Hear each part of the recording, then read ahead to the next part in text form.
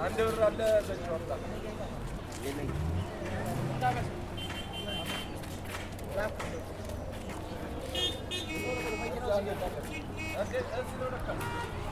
መኪናው እዚህ ነው ያለው። ሲጋራ በዚህ በኩል ያሳችሁ ነው ወይ? ሲጋራ ምን